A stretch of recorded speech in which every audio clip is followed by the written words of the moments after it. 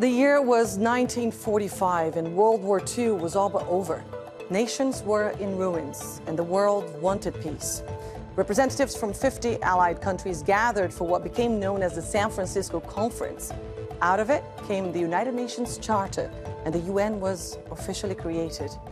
Fast forward 79 years and that world order is in shambles. International law has become nothing more than a fanciful idea, ignored or brazenly defied by advanced nations and their leaders, and double standards are more apparent than ever. So where to from here? I'm Anelise Borges, and on this episode of The Stream, we speak to someone on the front lines of the fight for human rights and justice for all.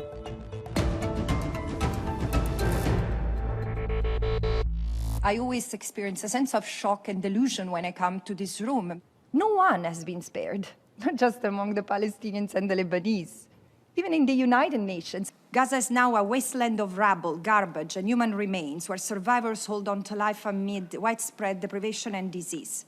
It's time to consider suspending the credential of Israel as a member state. And the UN Special Rapporteur on the occupied Palestinian territories, Francesca Albanese, joins us now from Tunis. Francesca, thank you so much for being part of the stream today in the midst of one of the most contentious times in our history. According to the UN, we currently have the highest number of violent conflicts since World War II. The number of forcibly displaced people around the world reached 120 million in May this year, and by all measure and definition, there's a genocide being live streamed on our phones. I guess my first question to you is, what went wrong? Have we learned nothing from our past mistakes? First of all, thanks for having me. It's a pleasure. Have people learned from the past? Have we learned our past? No, I don't think so. Some of us have and are fighting for the genocide that is ongoing in Gaza to end, because we have memory of the story that has made other genocides possible. Me as a European, I'm very aware of what leads to a genocide. It's the hatred, it's the ideological, that as often say, becomes political doctrine, is the discrimination against the other that leads not to see him or her as human anymore. However, the most saddening part of it is that today we have a human rights framework, a system of rules, a system of institutions which should have prevented this, and this has failed. And we're going to talk a bit more about that system and all that order that is failing all of us. But first, we always try to include our community as much as possible in the research and production of each episode. So we reached out to them to ask if they had questions for you. Given the context, we thought fit to start in Gaza. So my question is, after exposing the Israeli occupation everywhere, why do some states fail to take actions to enforce the international laws when there is clear evidence of a genocide? My second question is, when will the principles of human rights and justice apply to the people of Gaza? Because it's difficult to receive a question from someone in Gaza, and I will try to do my best to answer honestly as I do. Why some states are not reacting, are not stopping Israel? Because of a variety of reasons, and the combination is awful and toxic. It's political convenience, it's ignorance, it's racism. I think that there are three ingredients, and brutally put, these are at the roots of the problem. But I would like the people in Gaza to know that they are not alone. There is a humanity that is awakening and seeing what's happening. I know it's late. And I know you have all the rights to be deceived by us, because we are very weak all together, and this is unacceptable. But the responsibility is upon us, ordinary citizens, people from all paths of life, civil society, to hold our governments accountable. You know, I often say justice for Palestine starts at home. So this is the moment, because our governments are violating international law, the moment they do not use their influence to stop the genocide, the moment they do not enforce the International Court of Justice advisory opinion, which has declared the occupation unlawful, and therefore to be dismantled unconditionally and totally by September next year. This is what the General Assembly has decided to abide by the ICJ. And therefore, because member states who do not comply are violating with these measures, orders, and provisions, they need to be held accountable because they might be found responsible or complicit with international crimes. But also there are businesses in our countries which are profiting from Israel's crimes and contributing to it, including our fellow citizens living as settlers or working in the settlements or fighting in the Israeli occupation army. So this is why I say justice starts at home, and let's use national courts, strategy and advocacy to make sure that international law is applied. End of the genocide, end occupation, end apartheid. And the last question, human rights. Look, human rights, that for human rights is a path, it's a torturous path, and it's not straight, but every time, at every turn of history, we make from huge human rights violations something better. So it was for slavery, which would have not been abolished without civil society movement, and it was small, and so was for racial segregation and apartheid, and so was for genocide. And yes, the fact that we still have a genocide means that there is more work for us.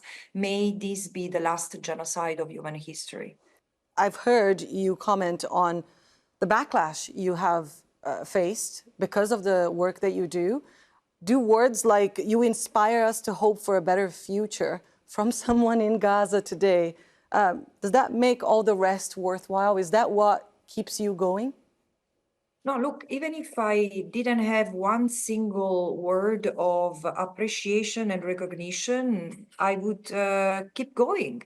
Because this is what I have to do. This is justice. This is something I would never compromise for anything. And you might or might not believe me, but hey, I know what I'm doing. And I always say, no one, no my dearest ones, and they are the light of my life. No one is more important than others. My children are not more important than Gaza children to their mothers. And this is why I keep going. No one needs to endure this.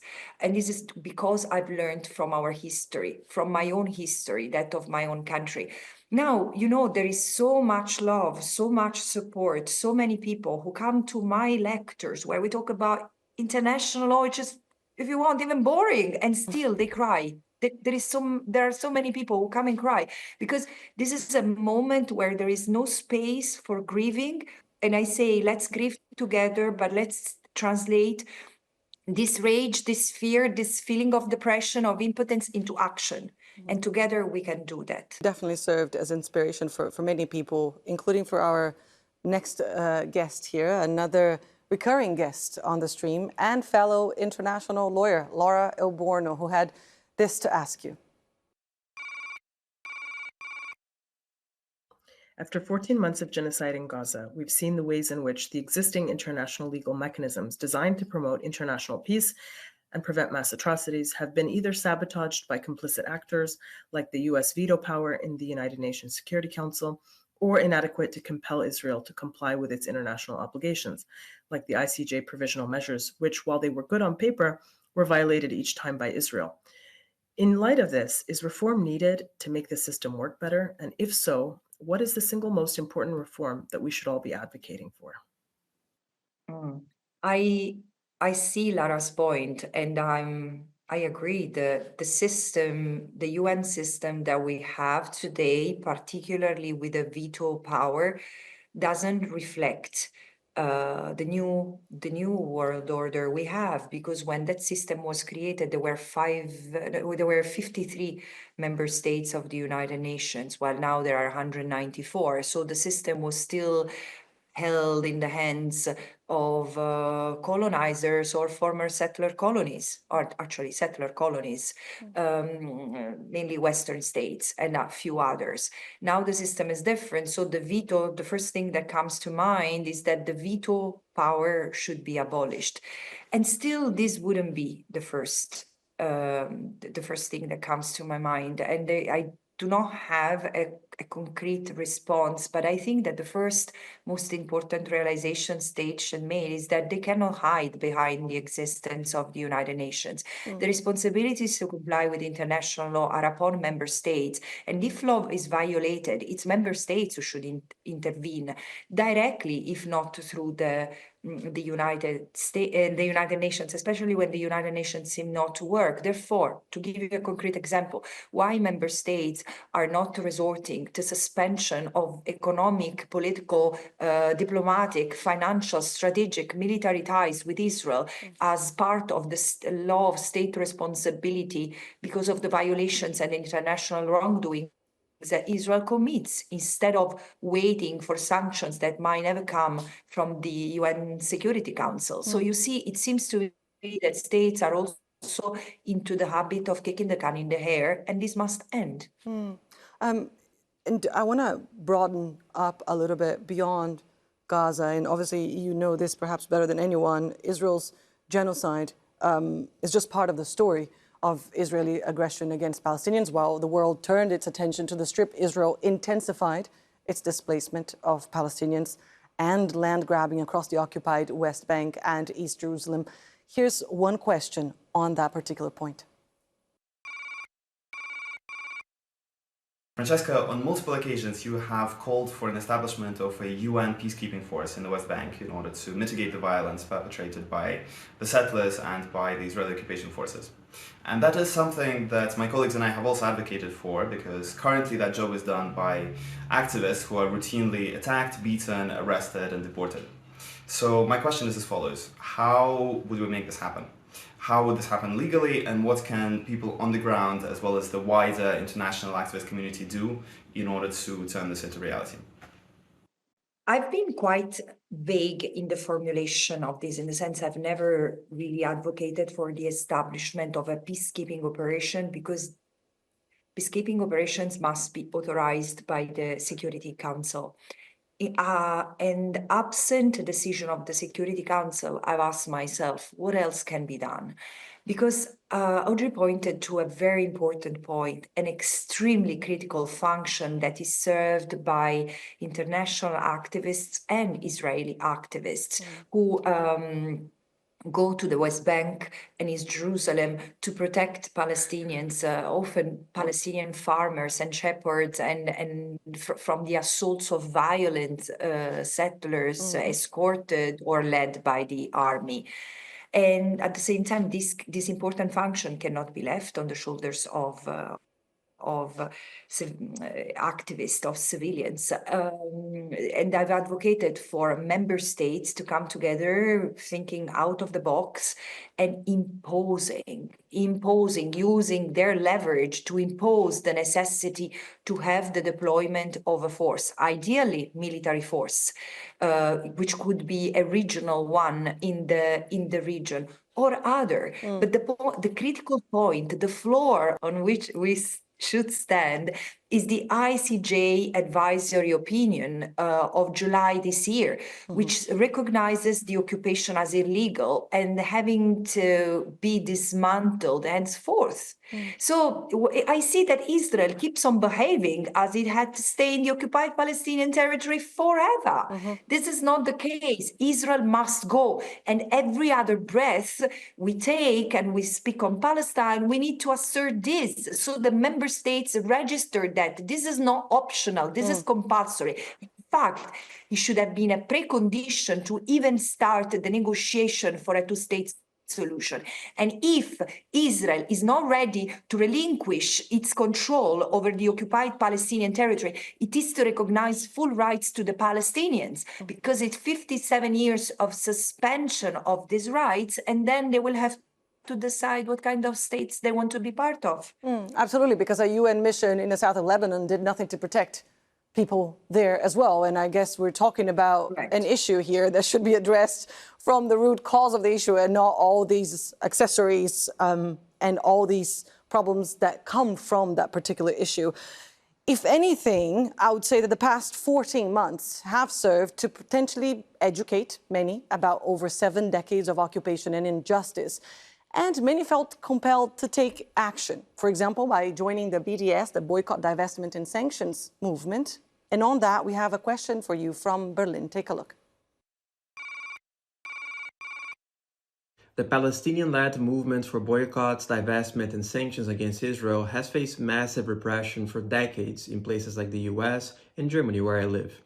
What do you think the rulings and resolutions we've seen this year from the ICJ, the UN General Assembly, and other bodies mean with regards to the BDS movement's claim that it demands nothing more than the implementation of international law in defense of Palestinian human rights? I want to say to the BDS movement and all BDS activists, and anyone, in fact, is not even an activist, anyone who has embraced BDS as a philosophy, I want to say thank you. Thank you for leading the way. Thank you for using international law. Thank you for trusting international law, because I want to remember everyone that the BDS started because of an ICJ advisory opinion, the one that 20 years ago recognized that Israel's presence in the occupied Palestinian territory through its building of a wall that was cutting the Palestinian territory and separating land and separating people and annexing resources illegally.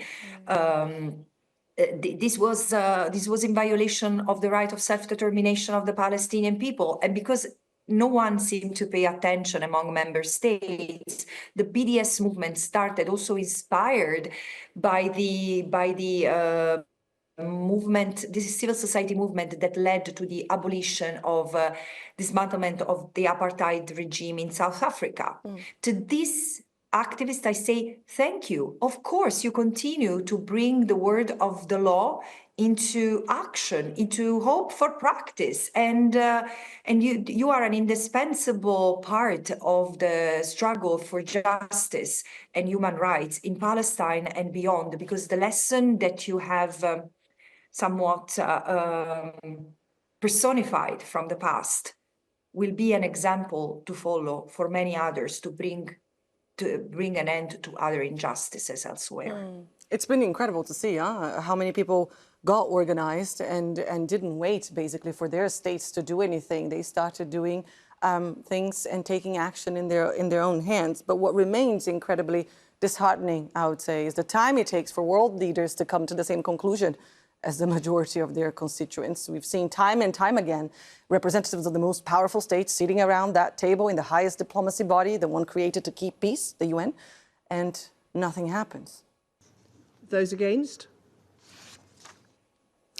In the past year alone, the U.S. has vetoed 4 Security Council resolutions calling for a Gaza ceasefire, and according to the Jewish Virtual Library, the U.S. used its veto power against UN resolutions on Israel 49 times. And there's so much resistance, right? Because there's so many interests that are at stake here. When you're challenging a global order, it takes a lot of us to actually get involved. And in terms of decisions that did make people hopeful, in November, the International Criminal Court issued a decision that was welcomed by many across the world, while others thought it was not enough. While the ICC has issued arrest warrants for Netanyahu and Gallant, they've also issued arrest warrants for Mohammed Deif for exactly 1 day's worth of an assault on Israel, compared to a year of genocide. To what extent can this be considered an equal application of justice? Let me turn this question around. We have seen the Palestinians killed, blamed, and smeared for decades. We have seen them being accused of terrorism when they were resisting assaults on their homes, in their houses, in their villages by soldiers who should not even be there. And there is a sort of consensus, there has been an increasing consensus among the West around Israel's self-defense. Now, over 14 months, there is no doubt that Israel is escalating its violence against the Palestinians, and this violence is genocidal. But over 1 year, I've seen the world turning against what Israel, the image that Israel has built for itself, the only democracy in the Middle East, and also the startup nation. This shiny image starts to crumble because the reality is that Israel is an apartheid settler colonial state which is perpetrating genocide. Therefore, in the face of all these, think of how much it has taken to go to get these arrest warrants. Yes, of course, there is no equivalent. I agree with member states who get horrified to see the equivalence between the Israeli leaders and the Palestinian armed groups. Because again, 75 years of violence and yes, resistance, which was criminally executed. No question about that. The 7th of October included crimes against Israeli civilians, which shouldn't have happened. And at the same time, the world is changing, the tide is changing. So while justice is not perfect, it starts to be delivered, it starts to be served, and we need to build momentum. And on the building of momentum, the reaction to the ICC ruling, especially by some Western nations, surprised many people. Here's one question on that. We've seen some EU countries clearly stating that they would not arrest Netanyahu if he came into their territory. As signatories to the Rome Statute, are there any repercussions or sanctions for the countries that violate the ICC arrest order? Can the country face any charges, and in which way? I am also shocked and appalled by the words uttered by a number of countries. Well, there are ostensibly fascist figures in the European landscapes, not many, thankfully, but there has been a rise of the right, so in Europe, like in other places in the world. So it's no surprise that they put the legality and respect for rule of law, respect for the international law system at the very bottom of their priorities, if they are present among their priorities at all. And while we have the privilege of discussing all these issues here and talking about the potential for a new world order, of course, the violence continues in Gaza, unabated. People are still there, stuck under bombardment. And on that, we have one final question for you from Sumia. Hello, Francesca. Thank you for holding this space. My question is the following. What hope of resolution do you see to the conflict, and within what timeline? Interesting. Thank you, Sumia. Yesterday, I was giving a lecture during which, at the very beginning, I brought to the fore the word hope. Hope is the light that is left in darkness, we are told. And hope is like that light that allows us to move forward. But also hope is, as it was said, a discipline. And we need to be clear about what this hope, like a strength that keeps us going, is for. And it's for the betterment. So we cannot allow ourselves the luxury of both being strategic and being active in order to pursue justice and accountability and freedom and dignity for all between the river and the seas, both Israelis and Palestinians, because none of them is free until there is an apartheid regime that makes racial segregation and domination the rule rather than something to be banned from civilian life. There's no time frame from that answer there, but I'm happy with that, and I'm sure Sumia will be too. We started with a voice from Gaza, and I would like to end with a note from you, a message perhaps to those stuck in Gaza today and to all Palestinians across occupied land. What is your message to these people today? My message to you is that you are not alone. I know it feels like you have been abandoned by the world, and you have not. You are the frontliner victims of a corrupt system that we need to fix from outside. And we are doing all we can, possibly not all of us, we are few, but we are doing all we can, and we need more people to join us, and we are making sure that the revolution that is needed to make sure that the genocide, the occupation, and the apartheid end as soon as possible becomes a reality for you, but also for us. Francesca Albanese, UN Special Rapporteur on Occupied Territories of Palestine, thank you so much for being part of the stream. And thank you all for tuning in. Stay in touch with us online. Send us your comments, questions, and suggestions with the hashtag or the handle AJStream. Take care, and I'll see you soon.